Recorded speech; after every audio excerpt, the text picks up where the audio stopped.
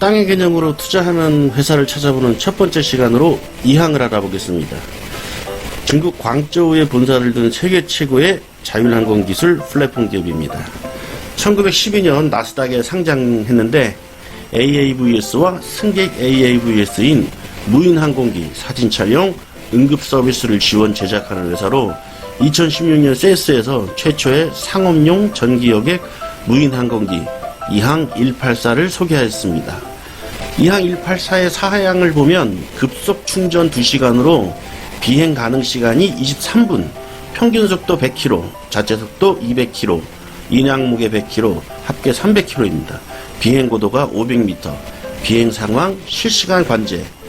2018년 2월 최대 2인까지 탑승 가능한 자율주행 드론 이항 216을 발표했는데 내력을 살펴보면 17년과 18년 중국, 카타르, 오스트리아, 네덜란드에서 1000회 이상의 테스트 비행에 성공했으며 교통, 관광, 운송, 응급구조 등 산업 전반에 걸쳐 상용화 준비를 마쳤다고 합니다. 이항의 광고를 보면 항공 이동성 프로젝트라고 출발점이 오스트리아라고 합니다. 216 사양은 184를 기반으로 만들어졌고 최대 탑재량 220kg, 최대 탑재량으로 35km 범위까지 21분 운행하고 최대 속도 160, 순항속도 130, 사거리 16km, 실시간 자율비행 네트워크 연결이고 4G, 5G의 고속 무선 전송 채널 사용으로 항공기의 원격 제어 및 비행 데이터를 실시간 전송합니다. 1시간 내에 280 또는 380V 전원으로 충전 가능하며 배터리 관리 시스템 BMS와 실시간 통신하고 AS9110D 국제항공우주 및 항공 품질 관리 시스템 표준 인증을 획득하였습니다. 산업용 항공우주 관련 기업 FACC와 제품 브랜딩을 위한 협력 2020년 1월 미국 연방항공국으로부터 비승객 비행 승인 후 추후 승객 비염 시행을 계획하고 있습니다. 20년 3월 노르웨이 민간항공국의 2인승 승객 등급을 승인받았고 유럽에서 이항 216의 비행을 위한 최초의 운행허가로 다른 EU 국가에서도 도심항공 모빌리티를 시행할 수 있는 토대를 마련한 거죠. 같은 해 3월 스페인의 세비야 시정부와 도심항공 모빌리티 사업을 협력하는 게 전략적 파트너십을 체결했고 드론 택시 운송, 항공, 물류, 관광, 지형 제어 시스템 등을 개발하고 세바야시는 EU 법규 내에서 테스트를 지원, 비행 루트 개발을 협력하기로 한 것이죠. 2020년 5월 중국의 선점에 거점을 둔 관광 플랫폼 기업 LN홀딩스와 AAV를 중국 연안 나사에 위치한 LN가든 호텔 시범 프로그램을 시작한다고 발표합니다.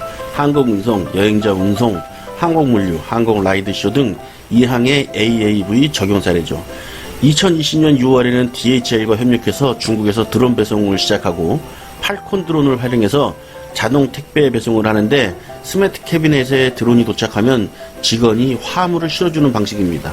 캐비넷은 안면인식, 코드 스캔을 통해서 열 수 있습니다. 창업자 겸 CEO인 파지후는 베이징에서 중국 최초 항공 및 우주 모형 박물관을 창립했으며 소프트웨어와 하드웨어, R&D 분야에서 풍부한 경험을 가지고 있다고 합니다.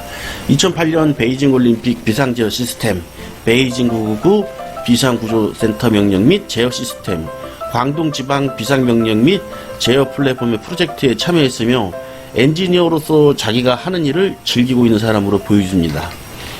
드론은 소음, 하중 짧은 비행시간, 공역 규정에 대한 규제와 기술을 넘어야 하는 과제를 안고 있는데 전기차 테슬라, 수소차의 니콜라의 움직임을 보면 다음 차례는 에어택시가 되지 않을까 싶습니다.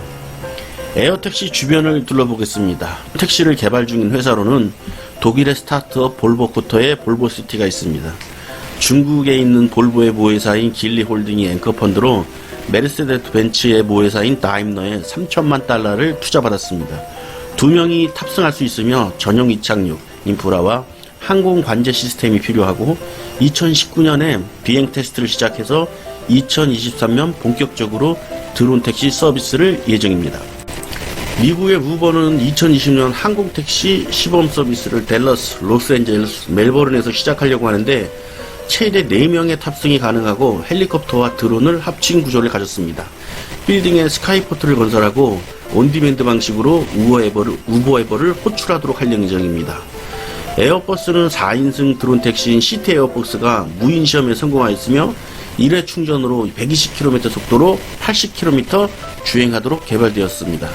현대차 그룹은 도심용 항공 모빌리티인 UAM 사업부를 신설하고 2025년 사용화 계획을 발표했는데 우버와 협력할 예정입니다.